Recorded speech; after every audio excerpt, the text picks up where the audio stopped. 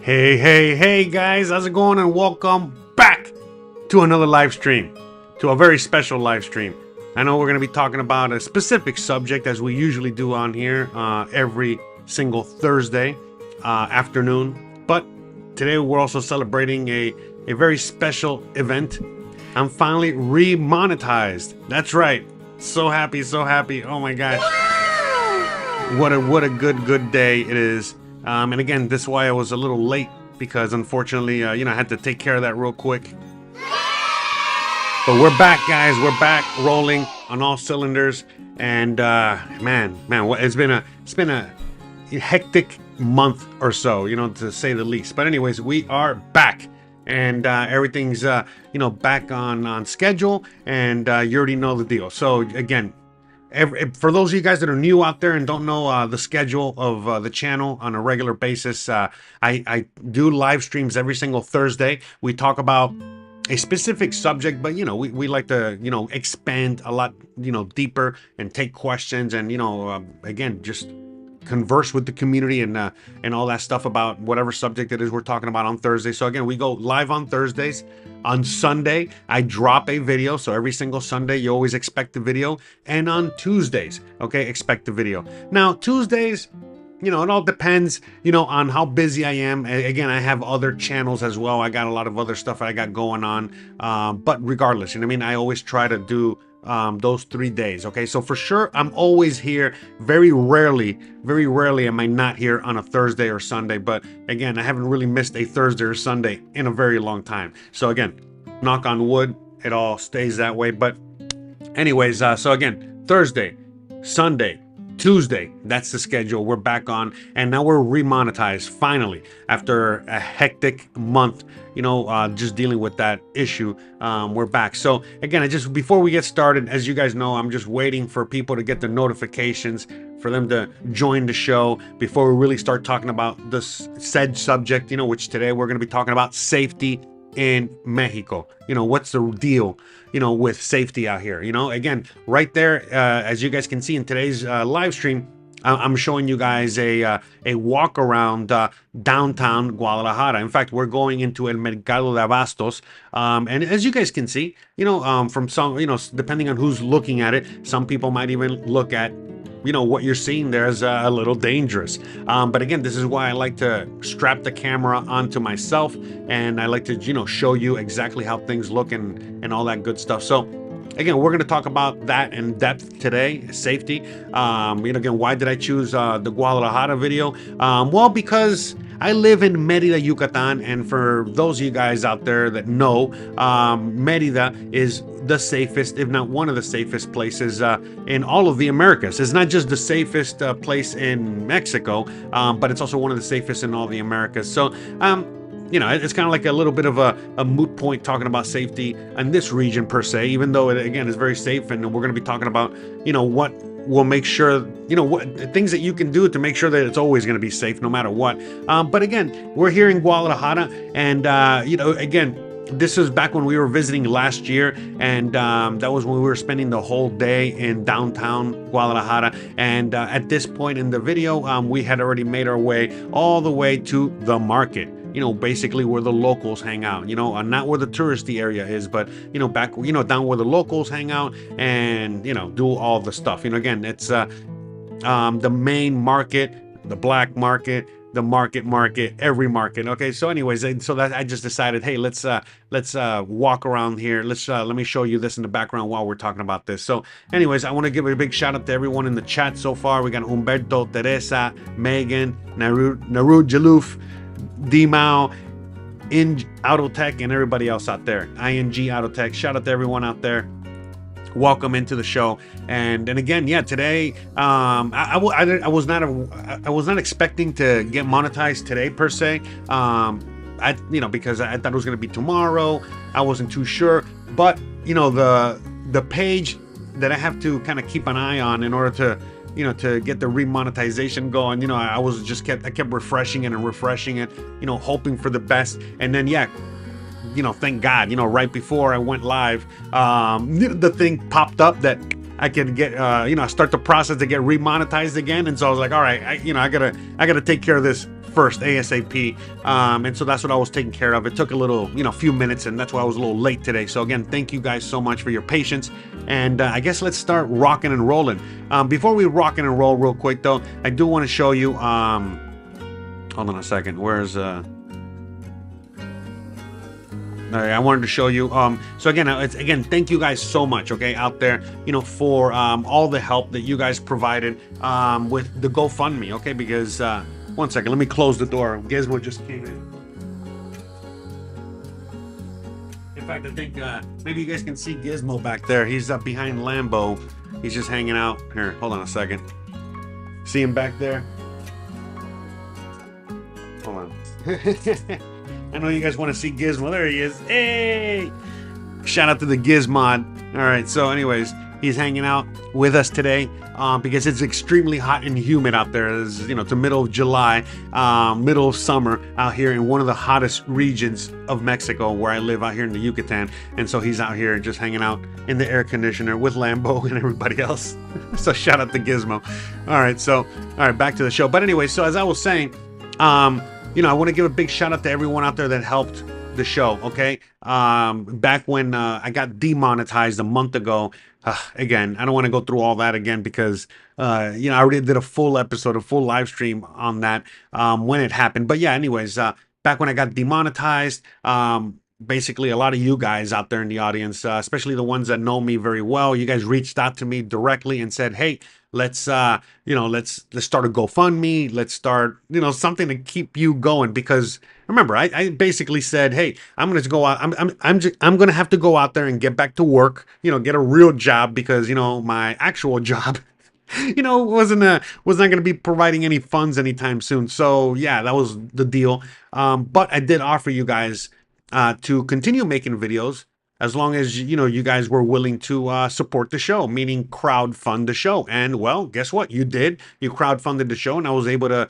maintain making videos, live streams and so on up until, well, here we are. We're back online, and so now we're back to regular scheduling program and all that good stuff. And again, we see Grumpy Grandpa out there with $1 super chat. Yes, it's working. We're back. You guys can super chat. You guys can become members. Again, watch the ads because that's the only way I really make money, to tell you the truth, and so on and so forth. And why was this so important for me, the remonetization? Well, because as you guys know, the only way that I really do make money here is through the ads. Basically you guys watch the videos and watch advertisings, and basically that's how I make my money. I don't, I'm not asking you guys for money. Again, you guys can donate, and and I really appreciate every single penny that you guys send to keep the show going. But yeah, long story short, that's not how I make my money. I'm not here begging you guys. I'm not here selling you guys anything except for consultations. I know some of you guys want to, do the consultation thing, and so I do that. And I used to sell T-shirts, but we got to get the store back online because, the store that I was using, basically, it seems like they went bankrupt or something. I don't know what happened with them. But, so yeah, long story short, yeah, you know what I mean? Like, we're back. Okay, so enough of that. I just want to give a big shout out to everyone out there that helped supported the show through this time of need. We were able to raise enough money to, well, keep the show going, and hopefully, you know what I mean? Again, let's, hope and pray here that I'm able to get my first paycheck next month. Again, because I didn't get paid this month at all. And so, and I haven't been paid, for a minute. So hopefully we will be able to get back online and get my first paycheck next month, and I can start paying my bills again and so on and so forth. So again, shout out to everyone out there that helped, throughout this whole time, in which I needed you guys the most. I know for a lot of you guys, it was no big deal because, well, I've been here for you guys when you've needed me the most. All right. So, all right, let's get on to the show. I just wanted to give a big thank you. Oh, and by the way, yeah, the reason I'm showing the GoFundMe is because I closed the GoFundMe. So no more, GoFundMe. Thank God we're done there. Again, if you want to send anything, you're going to have to do it the way that we've been doing it so far, traditionally, meaning, super chat, PayPal, Cash App, whatever, or just watch some ads. Again, thank you guys so much, for all the love and support and for understanding, again, during this time of need. All right, so let's get back to the show.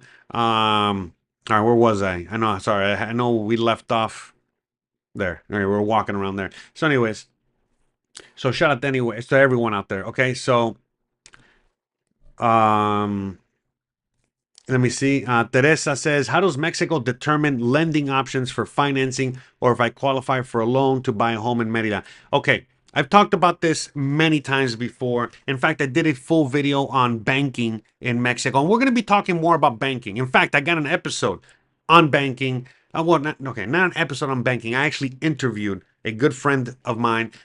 His name is Matt. He's going to be coming out in this video is going to be coming out in a few weeks, maybe. And he talked a lot about banking and investments and all kinds of stuff out here. Real estate. Very important information that I think a lot of you guys out there are gonna be very happy to hear. And I'm glad that I was able to interview him and talk to him about those very important subjects that are very important for most of you guys out there. Not everybody, but a lot of you guys definitely want to get that information out there. So but again, just real quick, okay? Because this is a question that some people ask me, a lot of people ask me, which is again, Teresa says, how does Mexico determine lending options for financing, in order to get a loan, and specifically, I'm guessing a mortgage, okay? Okay, look, long story short, you cannot get a loan, okay? You cannot get a mortgage, okay? Just right off the bat. I know a lot of you guys think that you can just get to Mexico and just go to the bank and get a mortgage and you're good to go. But that's not how it works. Again, just like in the USA, in order for you to even qualify for a mortgage or any kind of major loan like that, well, you need to have a credit history. So if you just landed in Mexico, how are you going to have a credit history in Mexico? You don't. You just is not. It takes a while. So I'm going to give you the quick version, okay, of how this works. All right, let me let Gizmo out. He's in and out of the room. Okay, one second. Come on, man. I'm working, man. I'm working. Go, go, go, go. Yeah, because Gizmo wants to hang out, with me in the air conditioner. But then at the same time, he wants to be outside, barking and chasing cats and iguanas and birds and all that stuff. Keeping himself busy. So it's like, yeah, that's right, that's right. I need my camera time. Yeah, and I forgot Lambo, wants to be on camera there. So shout out to Lambo. But again, look real quick how it works, okay, with loans. So first of all, you need to get your residency. Once you get your residency, you go to the bank, okay? You get a bank account. Once you get that bank account, well, you got to establish history with that bank account, meaning that you got to use that bank account for months and months, at least a year, okay, or so. Now, obviously, depending on how much money you move through that bank and how you use the bank, will depend on what they eventually offer you. Meaning, they offer you things like a credit card.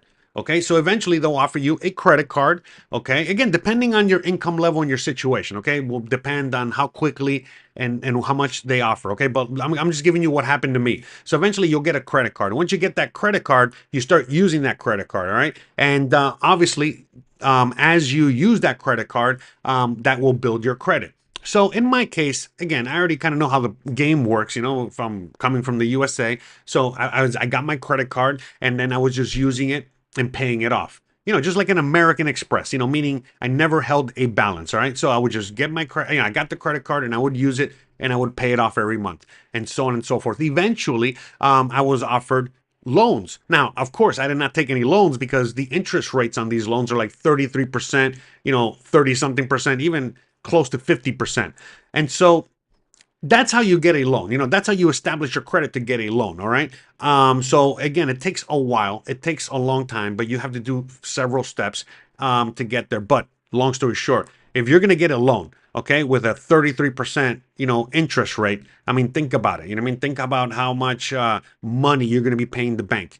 So for most Mexicans, it's the same situation. So most Mexicans do not get a mortgage or a loan in order to purchase a house. What they do is that they have several options, meaning that, what they do in order to get their loan, in order to get a home is that they save money.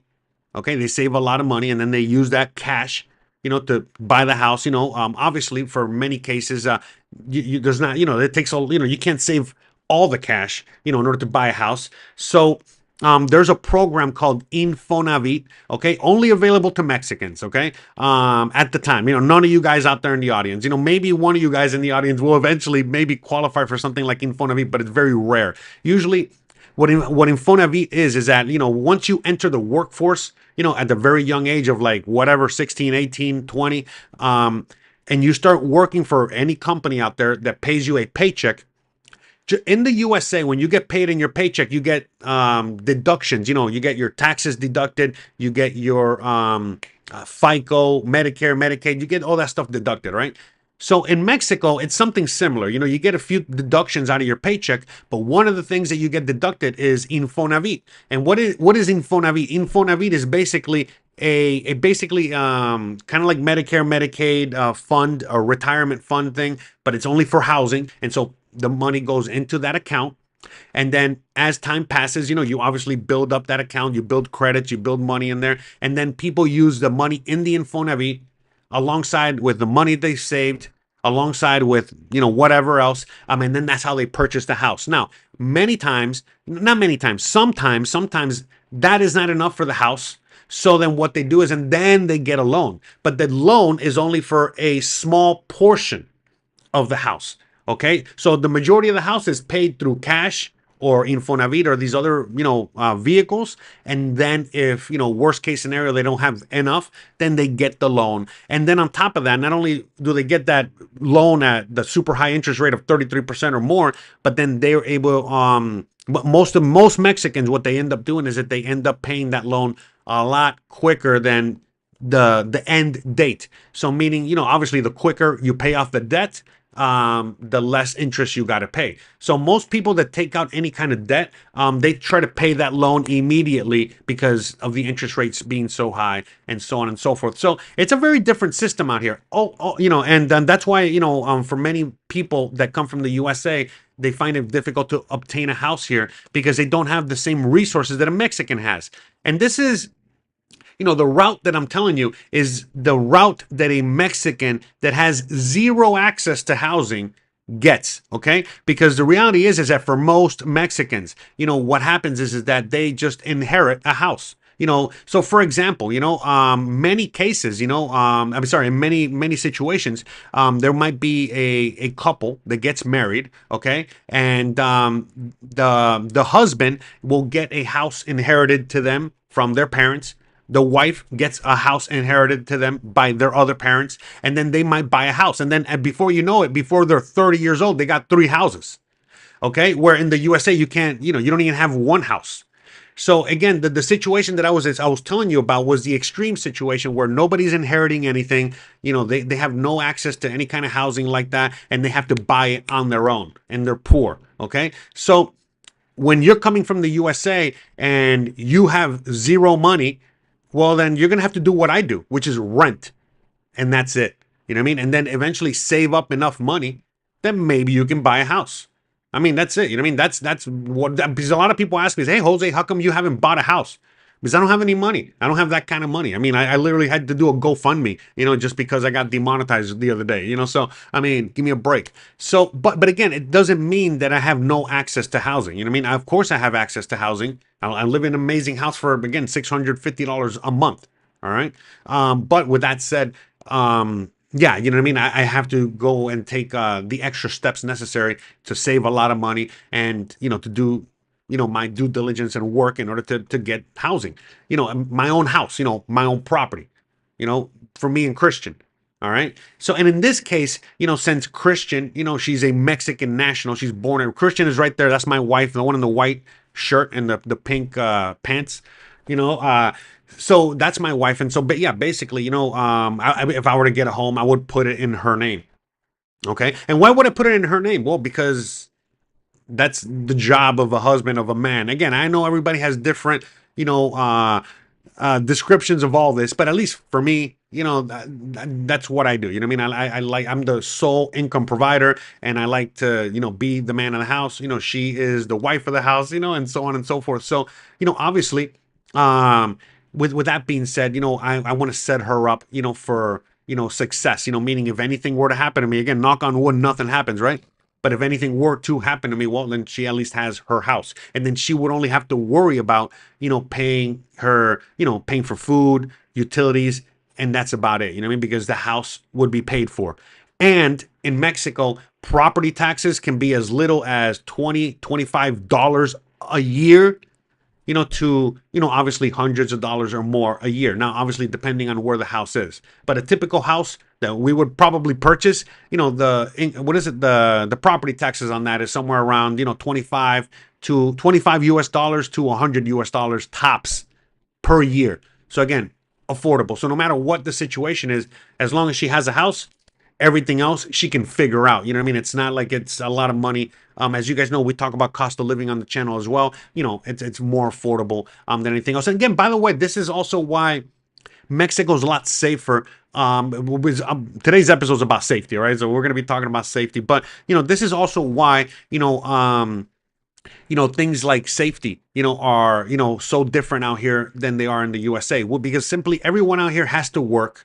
Of course, there are, bad actors. There are always people that, they live off of, the streets, they're out there, robbing bicycles and robbing people and doing petty crimes, and they live like that, whatever. But for the most part, I've mentioned it multiple times. You know what I mean? That it doesn't matter. Most people got to work, whatever that work is. Okay. There's no, it's not like the USA or Canada where the state will provide, money for you to get drugged up on the streets, okay, and that kind of stuff, all right? Or they're not going to give you all of these resources so that you can be a bum, all right? Out here, if you want to be a bum, you still got to work, okay? You still got to put the minimal effort, okay, in order to be that bum, all right? And that's the thing, out here is just very, very, very different. And again, everyone is, for most part, most people are in the same boat, okay? So again, everyone takes care of each other.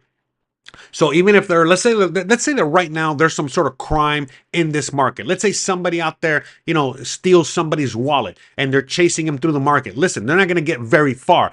Everyone is going to figure, they're going to try and get that guy. Because again, everyone is involved. It's not like in the USA or Canada where, some crime happens and people just back off and don't do anything about it. Okay. It's because again, it's all about it's a very community oriented. All right. And everybody takes care of each other. And if they let that guy steal that person's wallet, well, then guess what? That guy's going to come back and steal another person's wallet and eventually your wallet. And so that's why it's like, no. You know what I mean? If somebody does something like that, yeah, no, people are going to figure out a way to, make sure that that guy, gets his, gets his due. All right, for doing such a crime. But anyways, all right. So let's. I see that we got Raquel. Shout out with Raquel with the $10 super chat. Man, so happy to have. So happy to be remonetized again. Holy guacamole. So anyways, shout out to Raquel. We got the $10 super chat and asking a question. So hold on a second. We gotta. Sorry, it's been a while. So there we go. All right, so shout out to Raquel. So Raquel says, do you need to prove additional solvency for family unity? No, you do not. No, you do not. Hubby is going to do the solvency route, and we joined via family unity afterwards. Nice to see you back and monetized. Thank you very much. Muchas gracias. And thank you again for the nice donation. So no, through family unity, you do not have to prove any kind of financial solvency. Again, let me reiterate the residential situation here. Okay, so in order, there's only one path, okay, in which it requires people to prove financial solvency. And that is if you, as an individual, are getting your residency, okay, the traditional way, meaning that you go to a consulate, okay, outside of Mexico, okay, you're in a Mexican consulate somewhere else, and you get your residency, again, through financial solvency. Okay, so obviously if you are, going to get your residency that way, again, the financial solvency way, well, then you have to prove financial solvency. That's it. Now, every other form of getting your residency does not require any kind of financial solvency. So for example, a lot of people ask me, hey, Jose, if it's so true that you came out there 7 years ago and you only had $1,500 left in your pocket, well, then how did you get residency? Well, I married my wife. That's it. That's all I did. Okay. So again, you guys know the story. We were dating for a long time. I asked her, hey, I need some help with my residency. And she's like, yeah, of course. You want to get married? We're going to get married. I'm like, oh, okay. So we got married and that's it. And that's how I got my residency. It was easy peasy. So again, I got married to her, and as soon as I got married and I got my papers, I literally went to the immigration office in Merida and I presented my papers and I got my residency like that. So in the case of Raquel, so if your husband is going to get his residency through financial solvency, great. As soon as you guys get to Mexico, basically how it works is that you and your family, okay, are going to get your residency through family unity. And again, because Mexico, they want to keep families together. I know in the USA, things might not be that way, and that's why it's a little hard to understand that concept out here. But out here, family is important. Family is number one. Out here they love what's that movie I called again? Man, what's that movie with the family? The Fast and the Furious. Out here they love Fast and the Furious. It's all about family. All right. So with that said, Bruh. you kind of, as soon as just one person in the family gets their residency, then everybody else that's coming along with them, they also get their residency. So in your case, of course, the wife is going to get residency, and of course the kids are going to get residency because, well, they got to keep the family together. That's it. Now, when your husband, when his temporary residency is about to expire and he is going to get his permanent residency, guess what? Since all you're doing is now getting your permanent residency, again, just because your temporary expired, so now you're going for permanent, you do not have to apply for, through financial solvency. So again, the financial solvency thing is only a one-time deal. So once you get your residency through financial solvency, you never ever have to prove financial solvency ever again. Okay, so please, use that information accordingly because, like again, a lot of people worry about, oh my God, what about 3-4 years down the line when I got to renew my residency? I'm not going to be able to qualify because the numbers are going to change and stuff like that. That's not how it works at all. Again, if you get your temporary residency and you've been living out here, and it's automatic. It's literally automatic. When you go to get it renewed, it's automatic. All right. So you just got to pay the fees, provide the paperwork, go through the process, and that's it. All right. So it's very, very easy. Okay. So hopefully that answered your question. All right. So let me see. We got some questions. We got some comments in the chat real quick. So yeah, the system out here, look, the system out here in Mexico, the bureaucracy out here in Mexico, oh my gosh. Yes, it's not fun. Okay. Whatever it is you got to do, whether you got to go to immigration, whether you got to get a license, whether you got to go, get your tags for your car, whatever it is you got to do. Oh my gosh. Oh my gosh. You know what I mean? It is not as efficient as it is in the USA or Canada. That is for sure. Okay. But it is a lot more user friendly in the sense that, again, they, if all you're trying to do is get your residency, they're going to get you your residency. There's multiple ways in which you can get your residency. If you got to get your tag for your car, well, you're going to figure out a way to get the tag for your car or whatever it is you got to do. And yes, it might take a little longer. You might have to go to the office multiple times. And again, it might be more of a pain in the butt, but it can get done. And it's not that big a deal. Again, it's for me, part of the freedom, okay, that I enjoy so much out here in Mexico is the fact that the Mexican government is not as efficient as they are in the USA and Canada. Again, in the USA and Canada, the government is extremely efficient.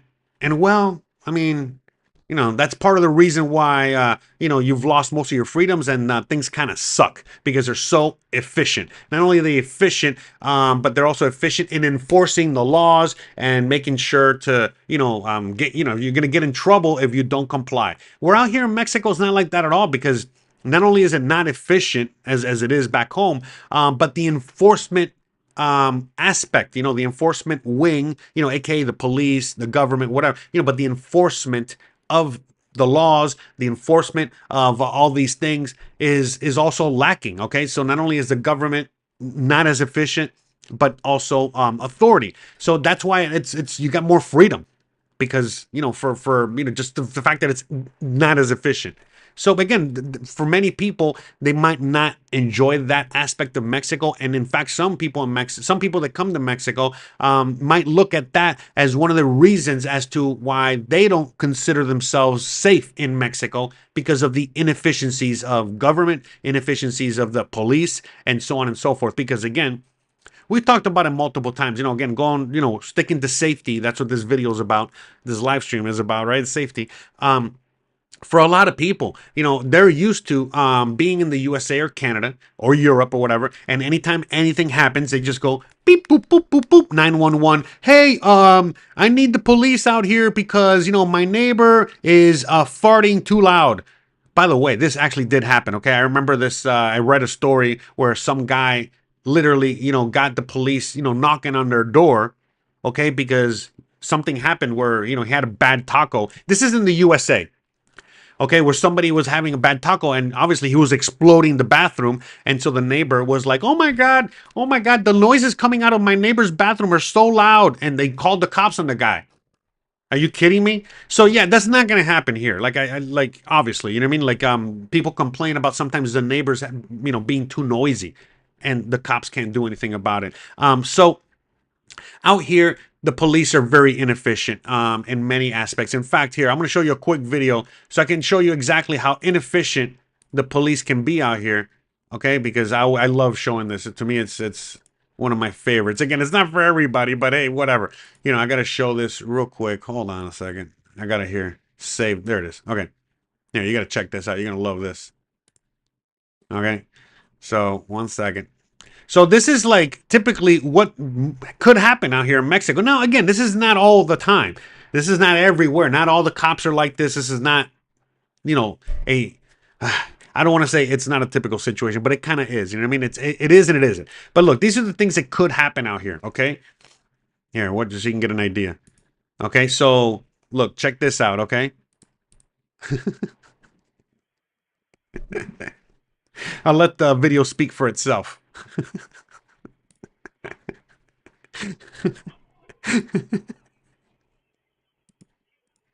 Bruh. So there you go. All right, one second. Hey, sorry guys. Did I lose you guys there? I think I lost you guys. My apologies. Oh yeah. Sorry, I had a little issue with the internet there. Hopefully you guys saw the video.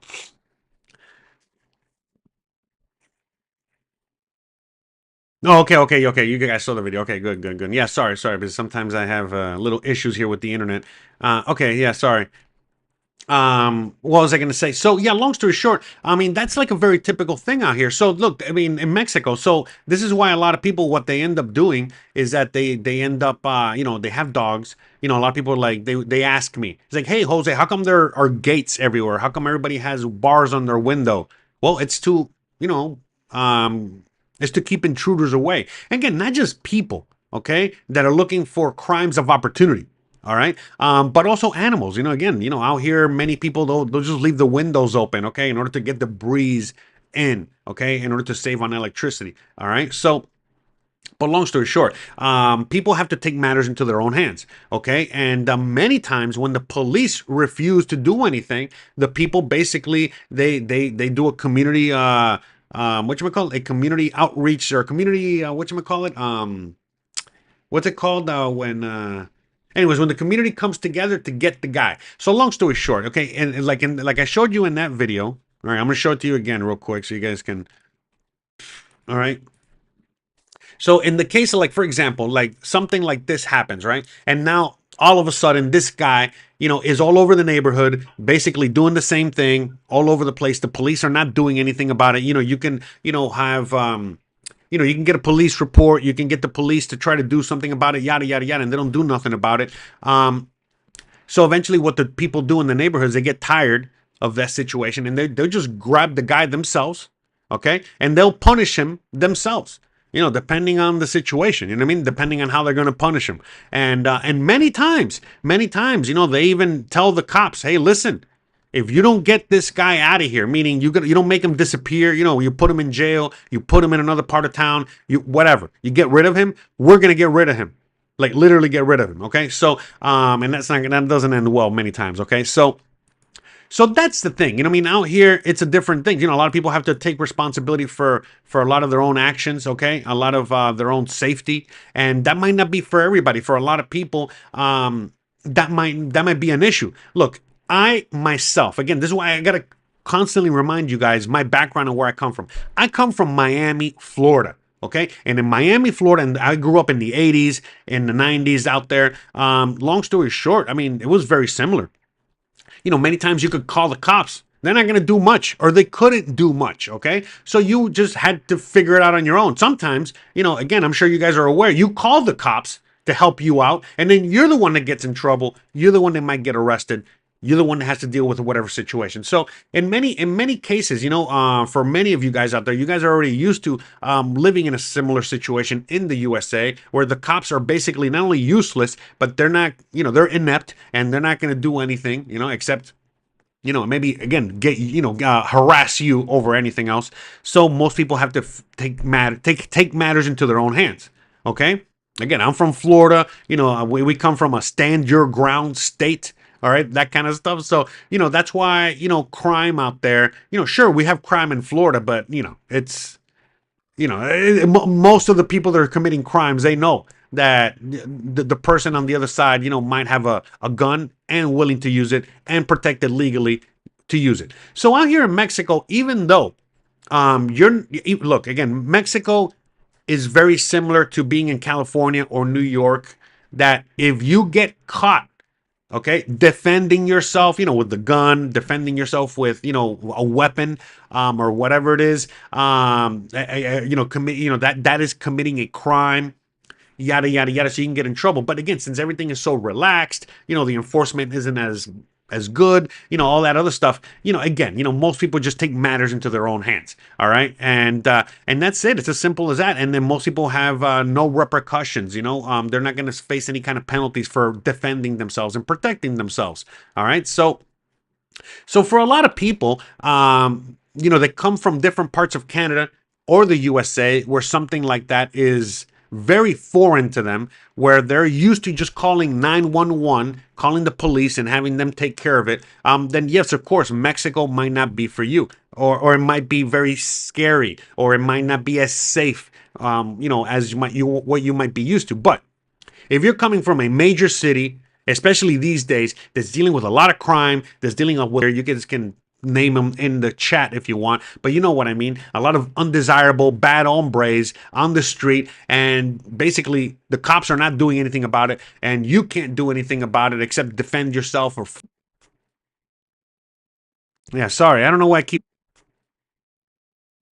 Yeah, sorry, I don't know why it keeps dropping. I got, what I got. I figured out, because I got Starlink, by the way, and the thing with Starlink. Yeah, sorry about the Starlink. The thing is that, like, remember, I'm still moving into the new house, and I'm having issues, with the Starlink, only simply because I don't have it right on the roof in the right spot where it needs to be, and I got to get like a special pole. I got to get like a special a contraption in order to make sure that I can put the satellite in the best possible position to get the best possible reception. So again, I am so sorry that it keeps dropping off from time to time.